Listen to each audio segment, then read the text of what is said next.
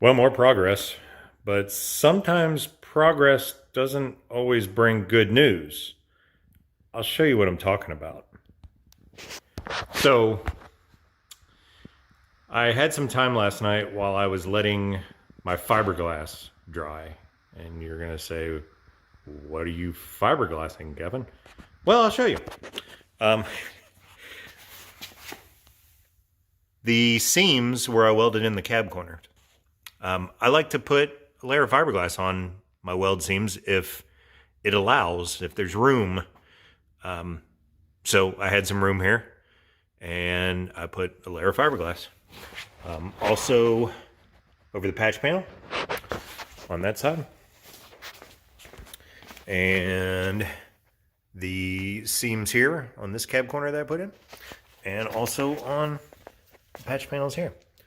Now, a lot of that's probably going to come off, and a lot of people use Marglass, and I've used Marglass before. That's fine. There's nothing wrong with Marglass. And this fiberglass looks a little goofy right here because it's got a ton of dust over it. So it was drying while I was stripping all the old paint off this thing. But anyway, some people use Marglass. I've used it in the past, and it's just a little bit of, I'm going to call it insurance. If there's something there that is thin, or there's a tiny pinhole that I missed, this will help seal it up, and it'll be fine. And, it's the back of the cab. You're not going to see that.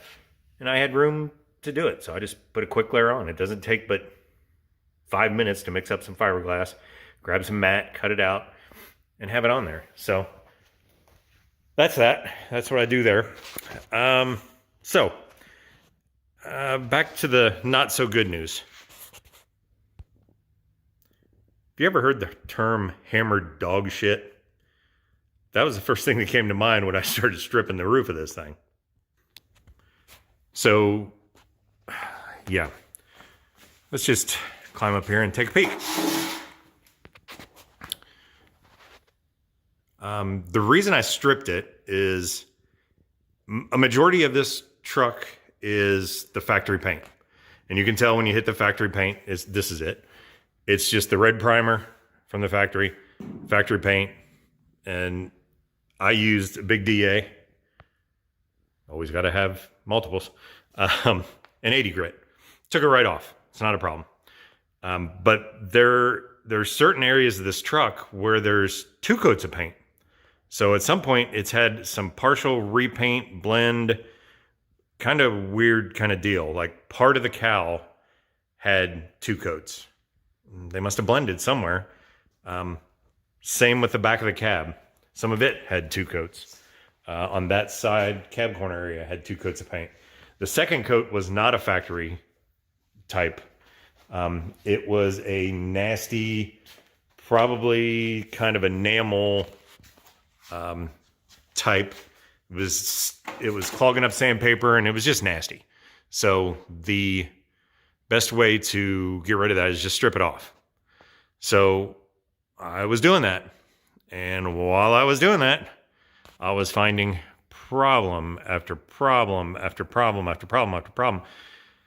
Back to the hammered dog shit comment, because that's what I was thinking the whole time, is how it looks like hammered dog shit. All right, I'm beating that one to death, but it don't look good. Basically, I just got a lot more work to do. I thought there was just a few dents up here. The paint up here had like barnacles growing on it. You had seen it in probably the prior parts of the video. You could see them all. That stuff that seriously is probably some type of mold because it's sat around so long. So anyway, I guess I didn't feel around on the roof much, because if I had, I would have seen problem after problem after problem after problem after problem along more problems everywhere. So, I mean, it's not like it can't be fixed, but it's going to be a lot more work. So I'll just climb up there one night next week and start pushing up dents from the underside, and whatever I can't get to from the underside, I'll grab the stud gun and just knock them out, because that's what needs to be done. So that's where we're at. But like I said, progress doesn't always bring great news. But I did get quite a bit done between the fiberglass work and the stripping of the paint. And, you know, I don't think I'm going to mess with that. You don't see any of that.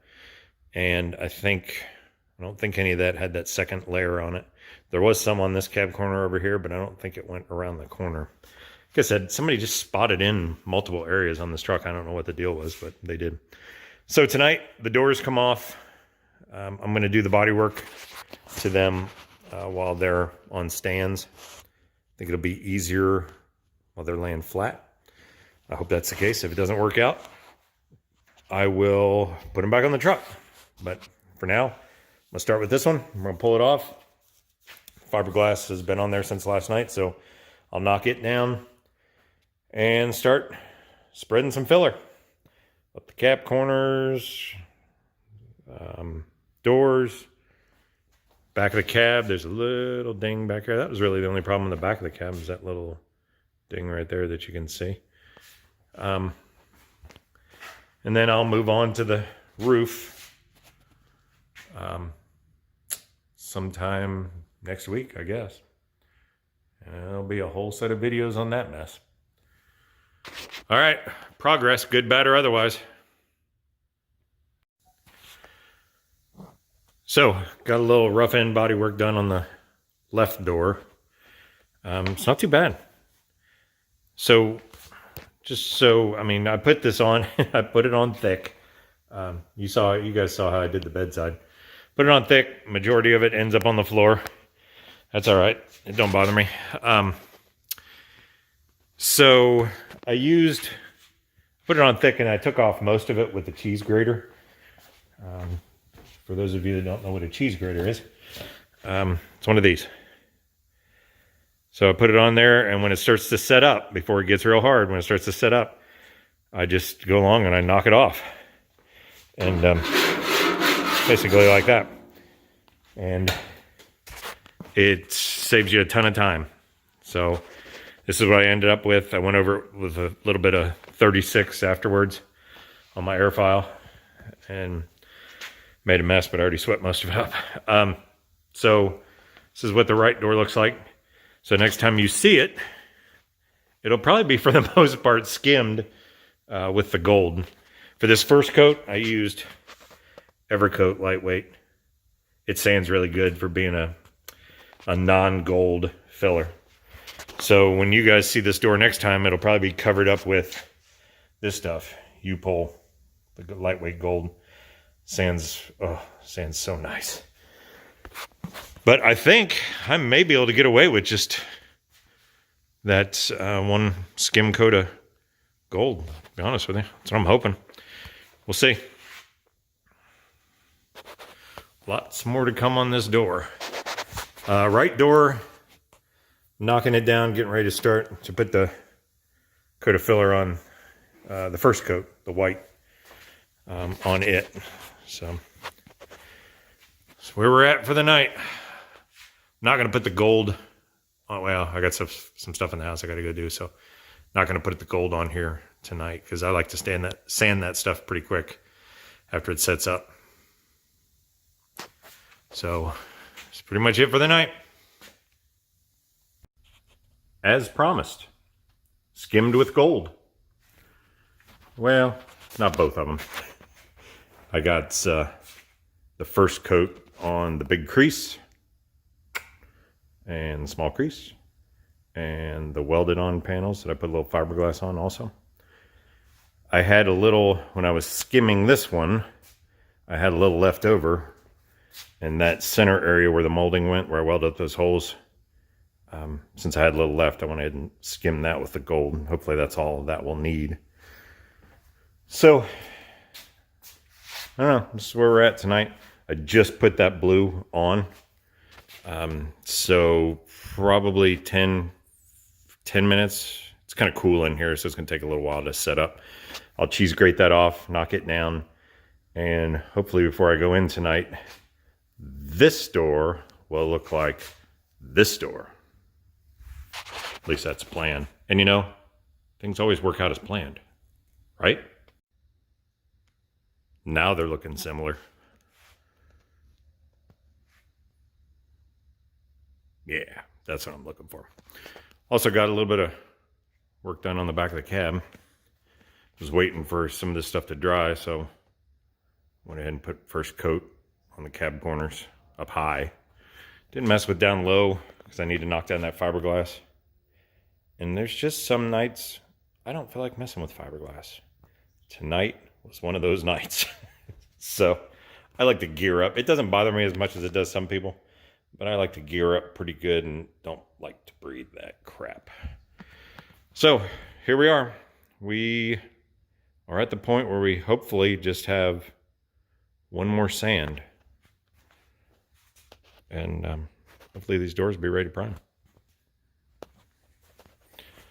But tonight, we call it a night.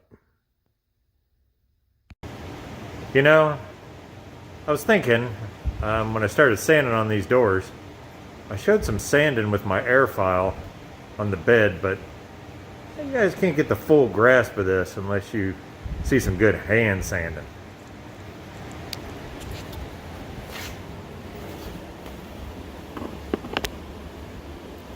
And what it takes to knock this stuff out. You know, the air file's easy. This thing, easy. These things, not so easy.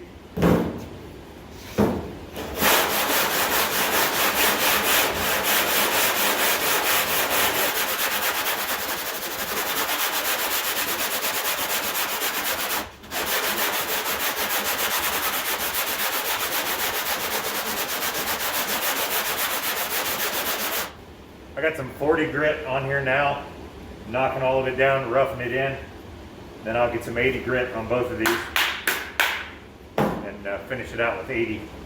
Maybe a little finer. I might end up hitting it with some 120 before it gets primed, but probably not. I usually stop at 80.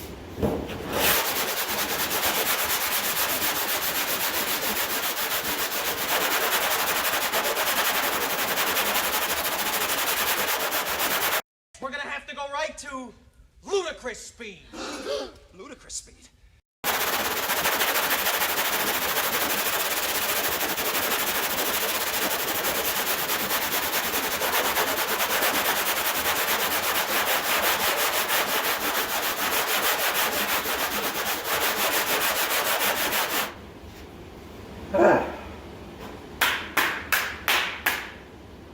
Doing something like this, if you're doing an entire door like this, the length of it, you want to get the longest block possible. And go in an X pattern. Just cross yourself up. Run back and forth like this for a while, and then run back and forth like this for a while. And you just got to let the metal tell you what's going on. See how it's jagged right here? We're not far enough yet. Feathering in right here, we're getting there. Getting real close right there. Still a little low here, still a little low there. Heater's blowing right now, so this stuff's making a mess. But that's alright, you get to see the real thing.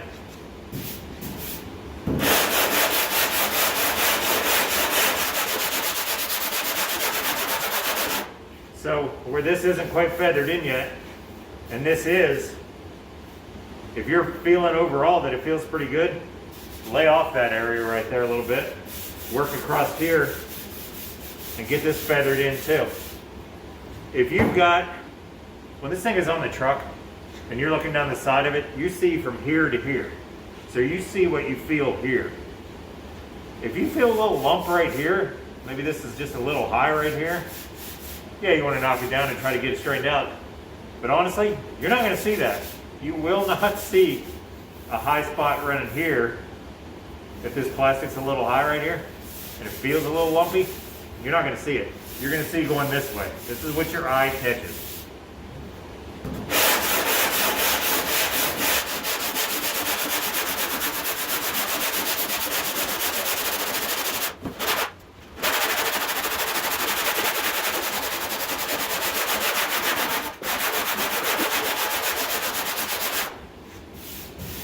That's feathering in nice.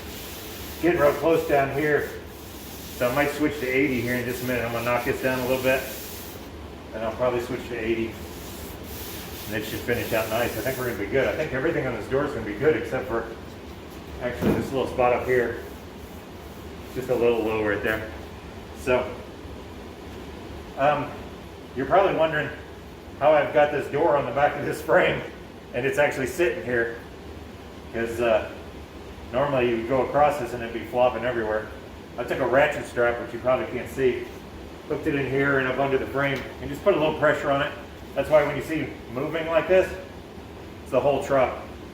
The truck is sitting on the lift in the back, not the wheels and tires. So, but it's working good.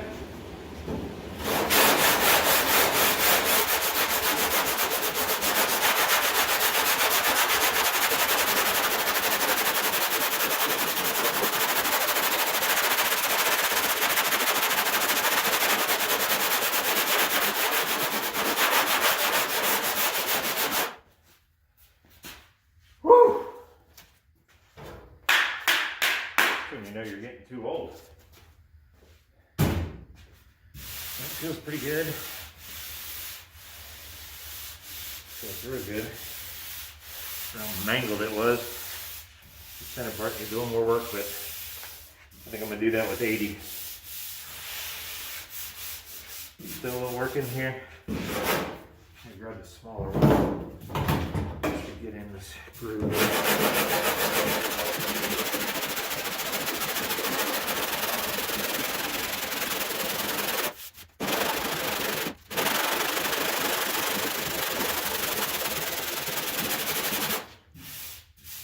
One mistake I see a lot of people make when they're sanding filler, people that are new to this or just learning, is they try to go too fine a sandpaper too quick. I take 36 down or 40 down to here, just so you can see it a little bit of metal there, so it's feathering in real nice. I'll take it down to there. I'll finish it with 80 after that, and it usually cuts it real nice. I see a lot of people try to switch to 150 and try to knock down plastic with 150. It doesn't work good. It'll round your edges. It just doesn't knock down the material and keep it straight with the metal. Don't be afraid to use a coarser sandpaper. You can deal with those sand scratches later. After a coat of primer or two, and it'll be fine. If you try to cut it too quick or try to cut corners too quick and get to that finer sandpaper because you're worried about sand scratches, showing up in your primer, don't do that. It'll cost you. That's what I've learned.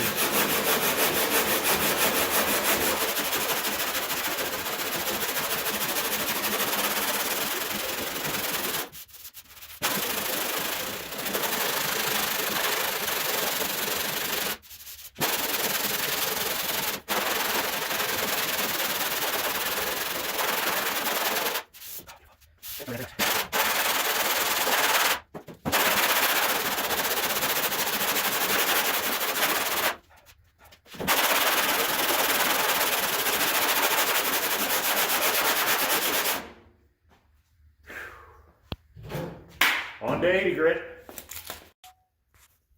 Like I mentioned before, look how glamorous it is building cars. Oh man. Now that I think about it, that's one of the things they don't show you on some of those TV shows as much.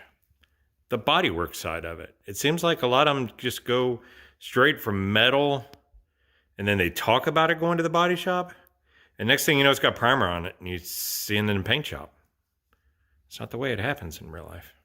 So, right door, looking pretty good. We're going to call it smooth. We're going to fill some pinholes / potholes, and we're going to take care of this little low spot right there. Knock, basically another coat there.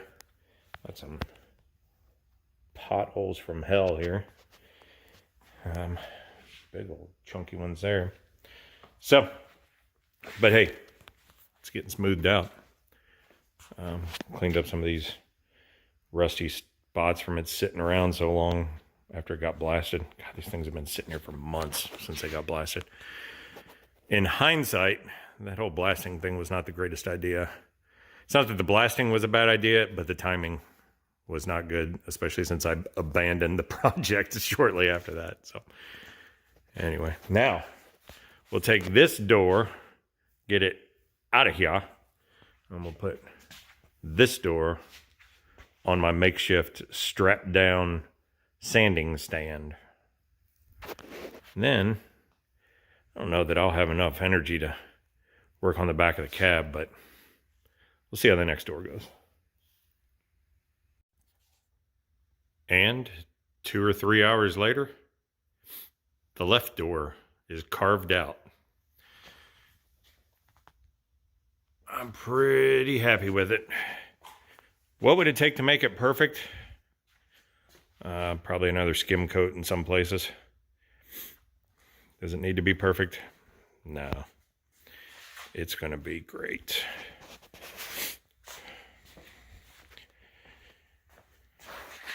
Oh, I'm whipped for the night. Pretty damn happy. Doors are knocked out. I just have pinholes on both of them. Fill up, just a little bit of glazing. Then we're going to call it good. They'll be ready to prime. So now it's time to flip them over, clean them all up, and I'm probably going to etch prime the inside, seam seal the inside, paint the inside, flip them over and prime them? I don't know. I got to figure that out. Got to figure out my sequence of events. Good to have them pretty much done though.